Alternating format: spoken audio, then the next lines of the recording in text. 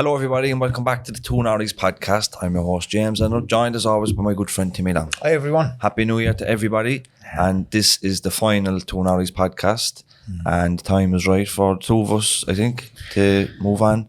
And I suppose we'll go over why we want to move on and maybe some of the highlights over the last 3.5 years, and then we'll thank a few people and organisations that supported us. But not right, Tim? Yeah, it's fucking emotional day, really, but I suppose myself and James had to really look at our lives and look at what was important. And, I suppose things like this, everything has to come to an end in some way. And I suppose now is probably the best time as ever kind of to move on. We both looked at what we've done in the last few years and I don't think there's anything that we could have really changed to make anything better. But I suppose I'm actually happy to know that the amount of work and the amount that we've gave back to our communities and to people that we know over the last few years has really helped us to kind of help us on our own paths, knowing that we're actually after doing some good within our communities. Yeah. Whereas 10, 12 years ago, we were an absolute fucking nuisance. Yeah. Well, I think if you Google Timmy Long or James Leonard now, all you'll get is positive stuff. Yeah. Whereas a few years ago, I wasn't like that. Yeah. So that's probably a good legacy to have. The videos will always be on YouTube. The podcast will always be available on Spotify and Apple and all the others. So I know it'll help people for a long time after we finished. And you never know what will happen in the future. But for now, anyway, the time is right, and there's always a good sign in business or in life knowing when to get out.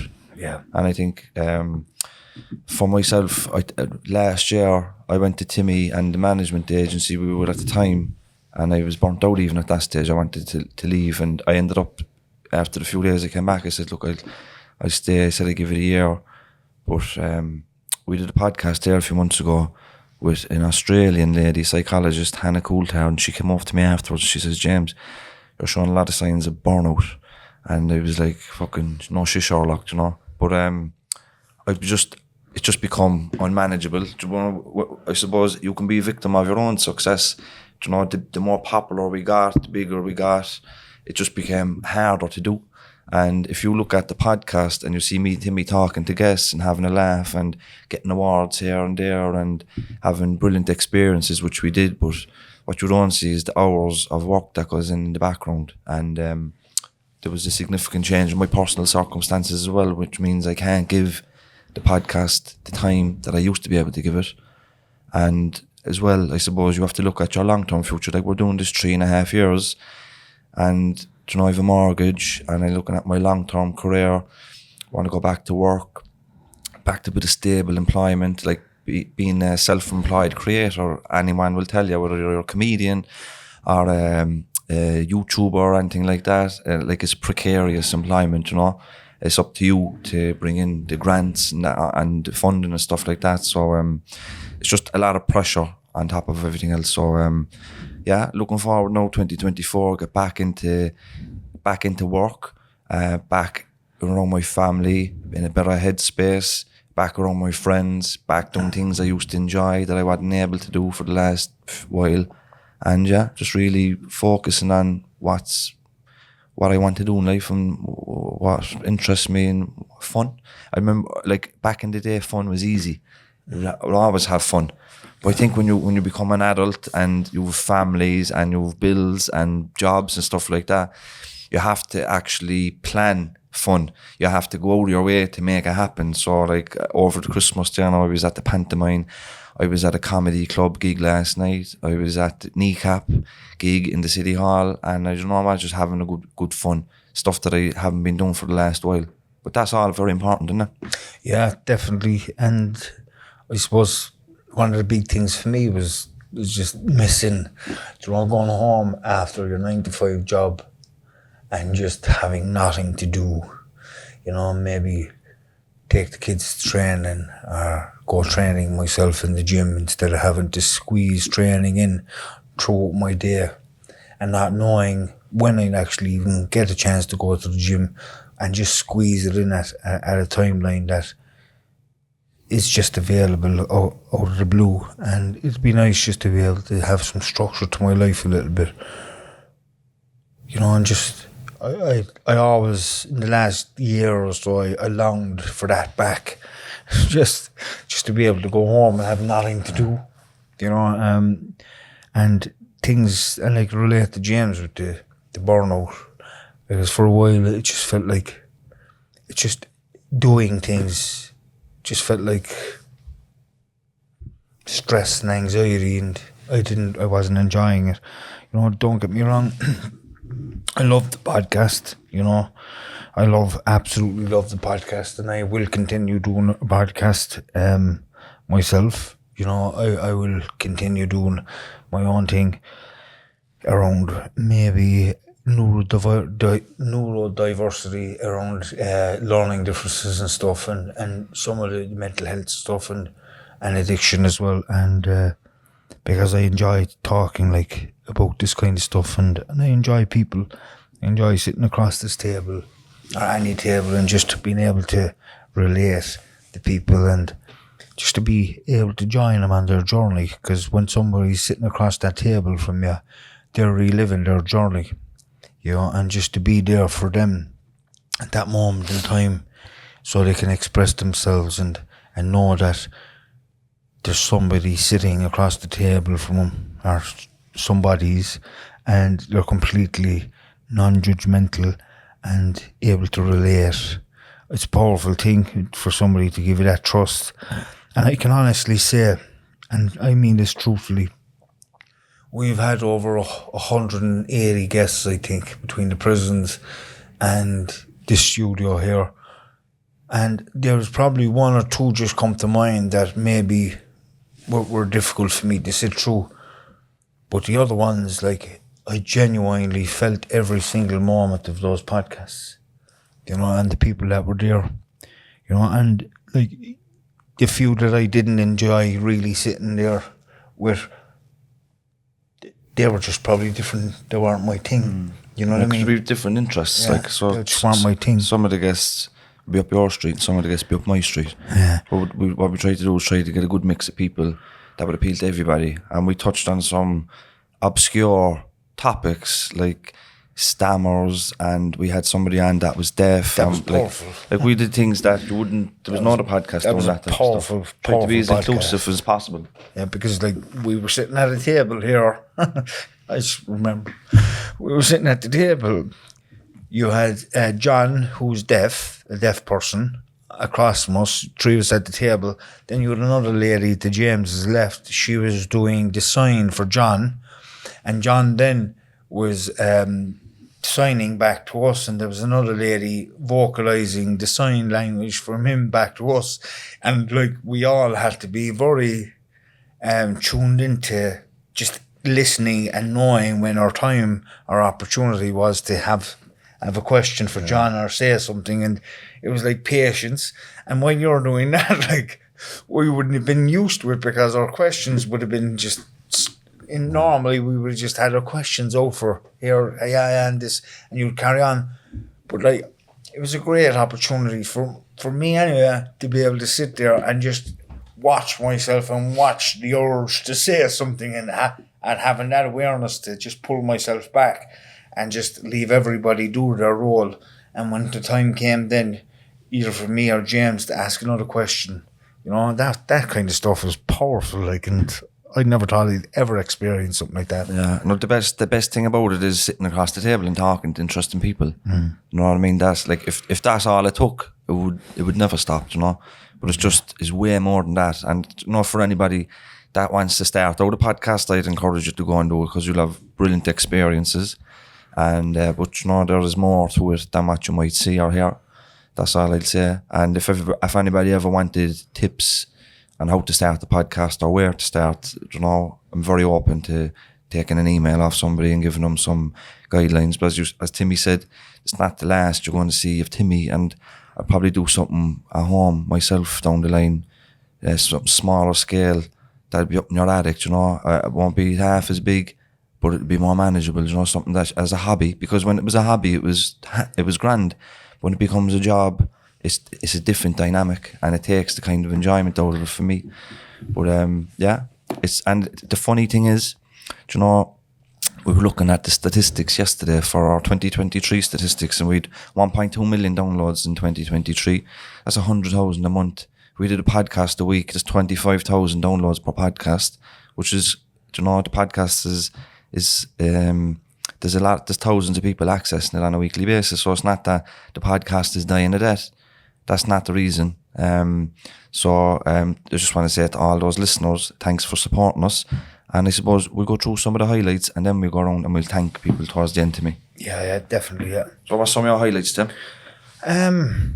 From the beginning, I suppose, just on a personal level, my growth, you know, just highlighting that and how I felt from the first podcast to even sitting there now and not feeling the same anxiety and fear, you know. And I suppose anybody that listened to the first one and is listening to this now, you can't really hear that fear in my voice, you know, and that's a big step for me. It's really helped me to grow, and it's also helped me to grow as a human being, you know. From the last 3.5 years, I've got thicker skin, and when I say thicker skin, I mean just from some of the times that we would have got some negative feedback because of our past, because of the things that we would have done in our past. At the start, I would have took it on board and internalized some of the comments from people, you know, and would have went into my shell a little bit, and I would have felt a little bit overwhelmed with it, and maybe a little bit insecure about what I was doing.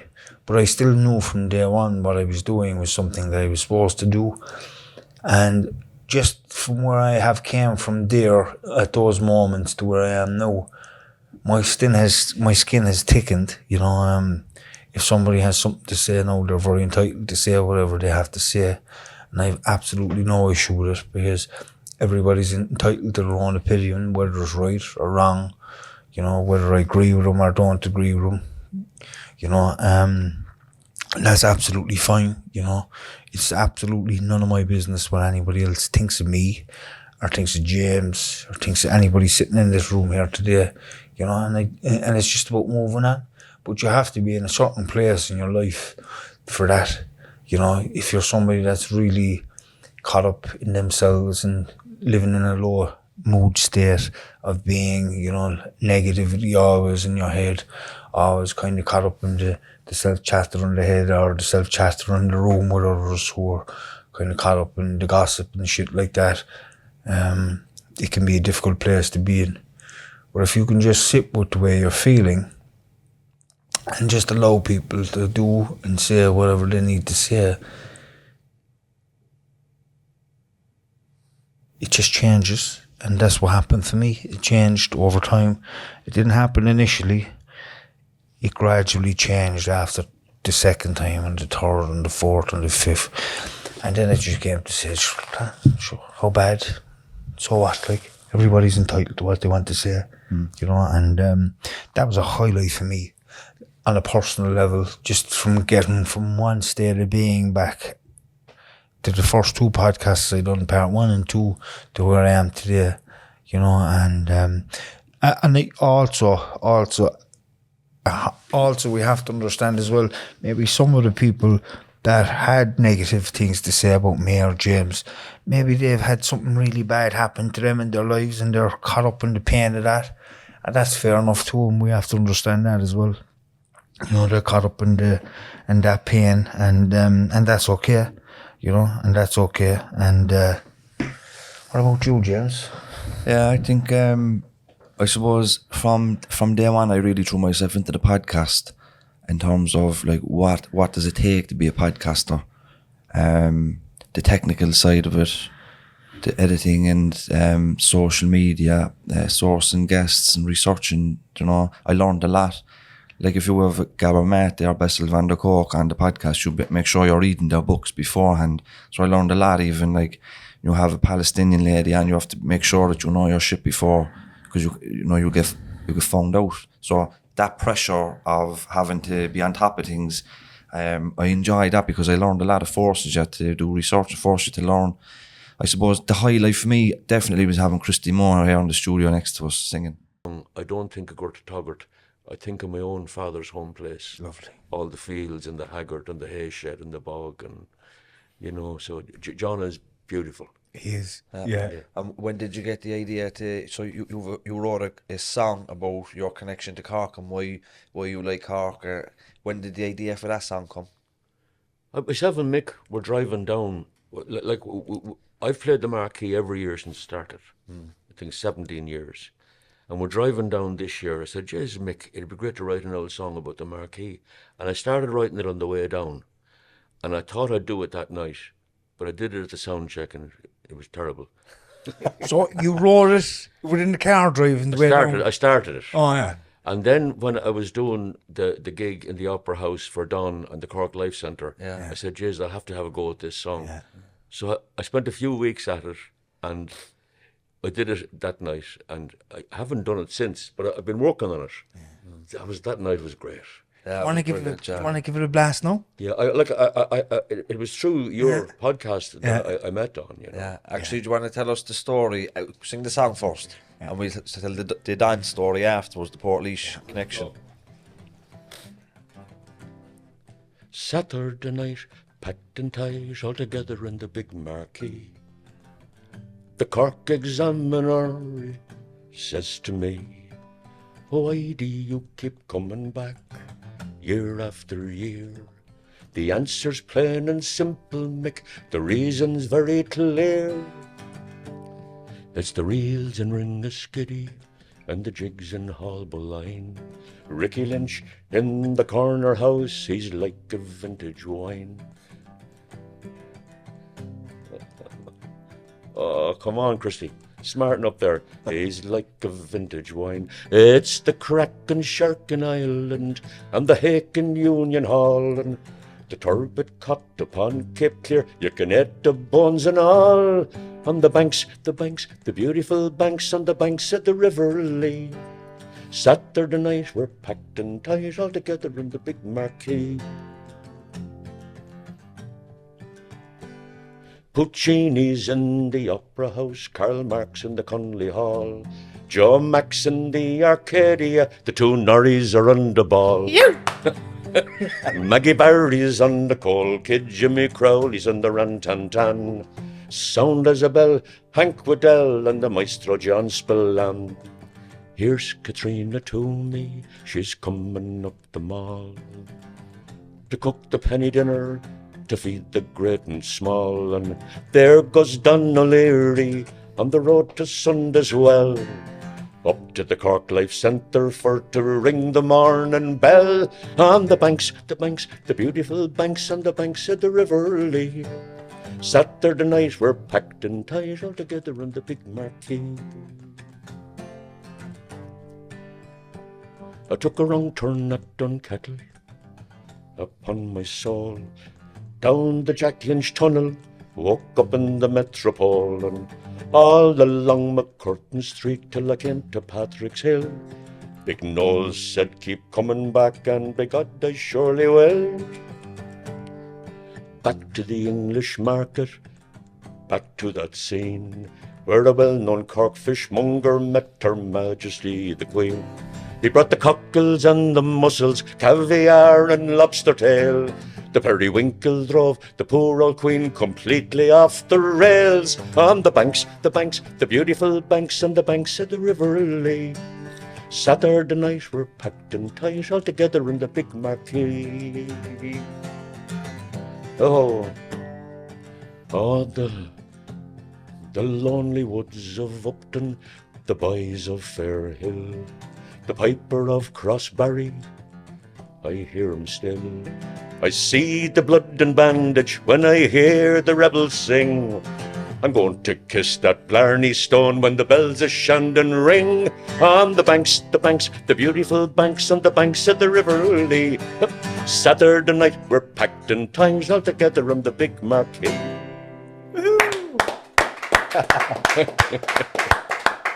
Very good, very good. that was like a surreal moment, you know, somebody that you've grown up listening to, that's a huge part of Irish culture, and to have him here singing was brilliant. The opera houses were amazing as well, especially the first one. What else was there? The Late Late Show was pretty cool as well. Ryan Tubridy, I know he gets a lot of shit, like, but he was very nice to us. Yeah. And he was. The Nationwide documentary was very good, wasn't it? Yeah, that was powerful as well. That came across really well, and just to have our families as well in it, and to give On our area. Yeah. Arkullen and Knocknaheeny and Hollyhill was, no, it was lovely. and to be the area for the area to be seen in a nice way was powerful as well, because from the moment I can remember back in the day, like Knocknaheeny, Hollyhill, Grand Brough areas and Churchfield, they would have been known as areas of criminality and violence and drugs and stuff like that. But just to see the good, genuine people that do live in the areas, like 90. When I say this now, it's not me just saying it, but 99.9% of fucking people up there are just getting on with their lives. And the odd old few people that are just up there messing about and doing their thing, they're doing that because they actually don't know any better, you know, and that's probably just all they've ever seen in their lives, you know. And but as a society, you know,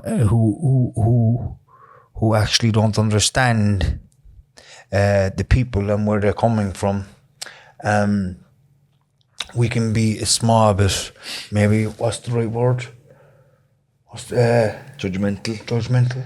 Yeah, a little bit judgmental on people without understanding the context of how they grew up and the nature of the environment that they were brought up in, and the people that influenced them. You know, we really genuinely don't understand that side of it. We're very quick to judge people in relation to the things that they do. And I'm not, and I've always said this before, I'm not justifying anybody's actions. You know, it's not about that. But all I'm trying to say is sometimes we just have to be a little bit more considerate in relation to just understanding where people are coming from and what they've actually experienced in their lives for them to actually turn out the way they did. That's very important. It is, and it's a big reason why we wanted to have politicians on the podcast, because we're not political people. We're not a political podcast. We've had representation from Sinn Féin, Fine Gael, Fianna Fáil on the podcast, and but the reason we had the Taoiseach Micheál Martin on, Minister for Justice Helen McEntee, and Minister for Finance Michael McGrath, is because you, like, when you want to advocate for something, or you want to bring around change, you can either choose to go on Twitter and complain about it, or you can choose to have a seat at the table with the people that can actually make the changes. And we chose to sit at the table with sitting ministers and Taoiseachs that can actually make change. And we took a lot of flack for that. For people don't like politicians, and I understand a lot of the reasons why not. But for me and Timmy, it was a brilliant opportunity for us to show the ministers and the Taoiseachs that people like me and Timmy aren't a write-off, and there's a lot of hope, there's a lot of value in allowing people to turn their lives around and supporting people that want a better life, and just to show them that it's not black and white, that people are in prison are all bad and the people outside of prison are all good. So we might never see the fruits of that advocacy work, but I'm sure Helen McEntee, Michael McGrath and Micheál Martin left this studio with a different view on people like me and Timmy, and that was all we wanted, and we were prepared to take the flack that came with that to get our goal, you know. So that was the reason, wasn't it? Yeah, and not just that, really. There was a lot of people whose perceptions of people on the streets, you know, homeless people that have drug addiction problems and alcoholism problems, and mental health, which is the big thing for me as well, which is something I've learned a lot of in the last few years, is the correlation between mental health and addiction, and how both of them are interconnected, and how a lot of our treatment centres won't take people who have a dual diagnosis, a mental health issue with an addiction problem, which is absolutely ridiculous, if you ask me, because there's no one thing without the other. there's not a drug addiction problem on its own without a mental health issue, and vice versa. You know, so I think it's very important that we start understanding how addiction works and where it stems from, and also looking into maybe the early intervention within in the lives of children. You know, start focusing a little bit more into what we can actually change within our schools and make schools a less stressful place for our kids, particularly kids with learning differences and different needs, different behavioural needs, etc. You know, I think it's very important that we change these things, you know, and by changing these things now in our schools and changing the way we've learned for the last, God knows how long, like the education system in this country is just, it has never changed. It's still the same. It still looks at every child needing to learn the same stuff, you know, and it's time to change. It's time to change. It's time to look at the education system in this country and see what we can change with it, and see how children can get the educations that they need, because like teaching kids languages that they don't want to learn and teaching them mathematical questions and other stuff that is causing anxiety and stress for them is wrong. It's absolutely wrong. You know, there's better ways to teach kids. You know, I look at my child, Jay, and when I was in school, I loved the practical stuff. I loved art. I loved woodwork and metalwork. And Jay's the same. Jay comes home and he said, Dad, I love woodwork, I love metalwork, I love doing technical graphics, you know. And then when it comes to French or anything else, it's the same love isn't there, you know. It's not there, and I'm not a parent to put pressure on my children around education, you know, because of my own understanding of it. I don't want to put education, like, it's important for them to have an education and to be able to read and write, but I don't want to be that parent who puts so much pressure on them that they get so stressed they can't actually retain information because they're in fight or flight. And we have to understand that as parents as well. And we just need to be educated around it, you know, educated around what's more important, our kids' well-being or their education. I know my kids' well-being is more important than their education, you know, and that's the truth.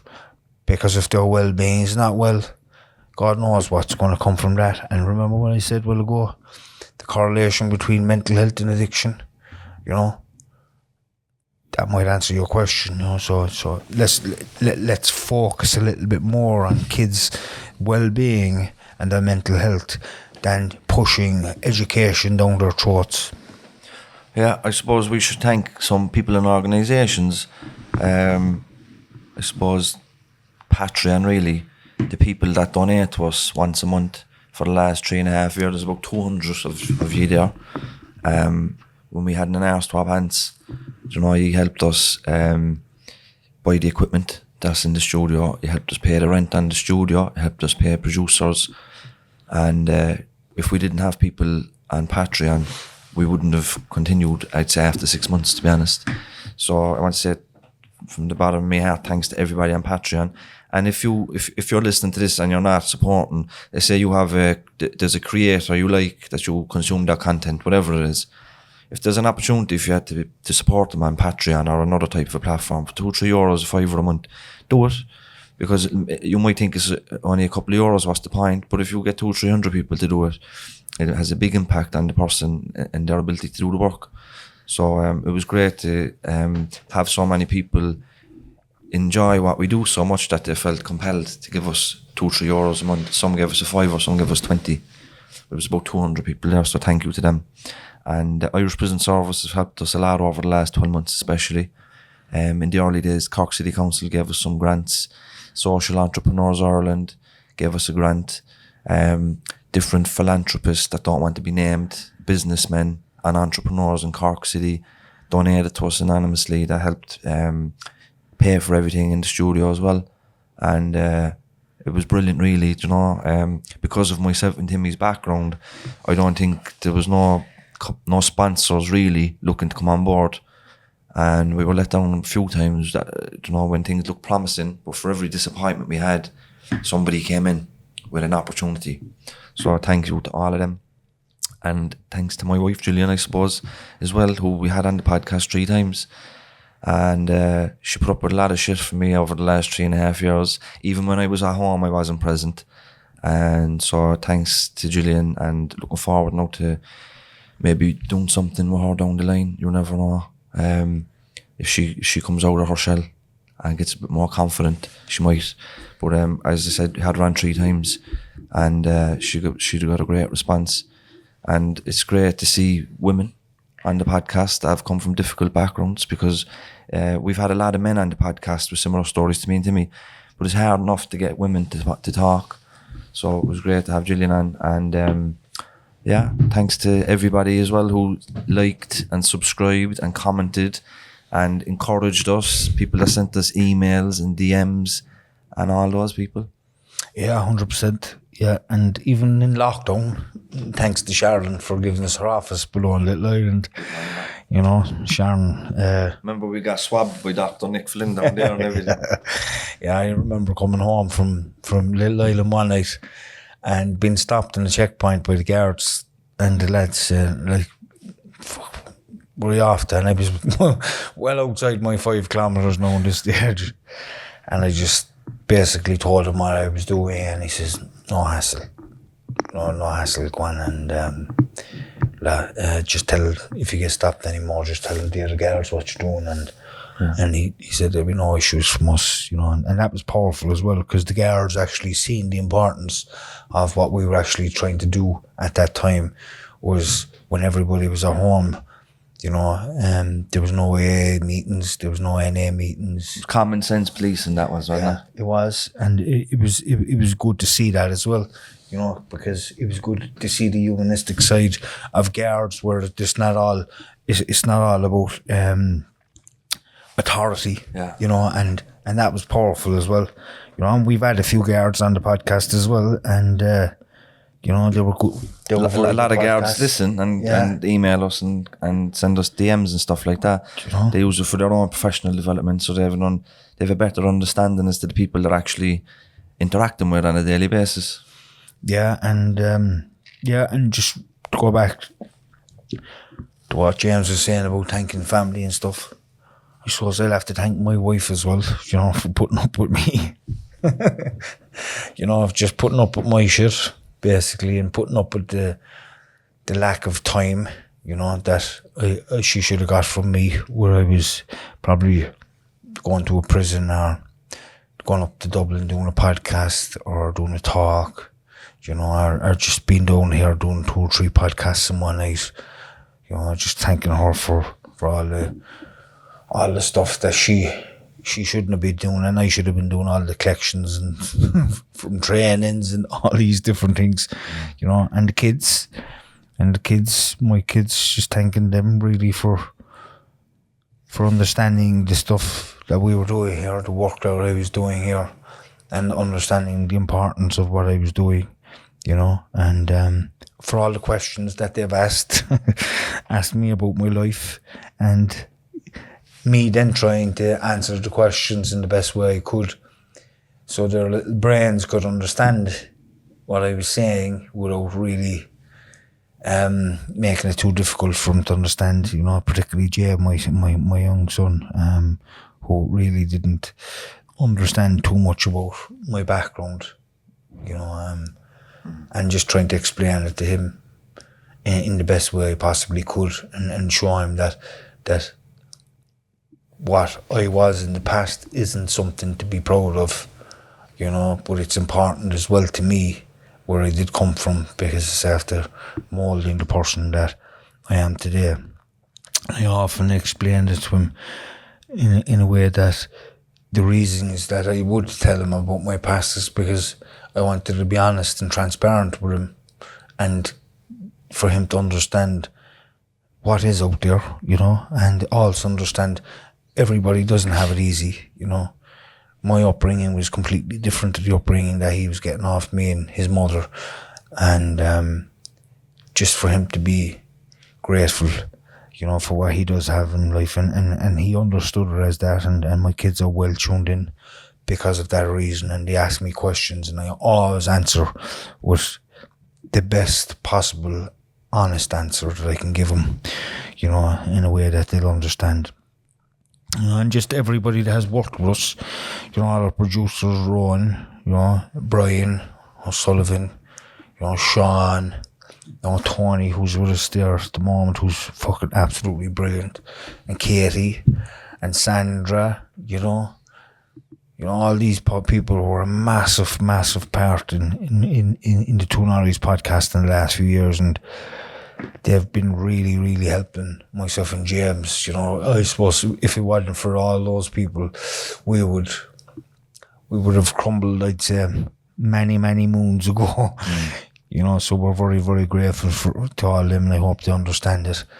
You know, and all the people out there that probably didn't get a reply on an email or an Instagram or social media message, just for you to understand that it was never about me and James not caring about people or not wanting to reply.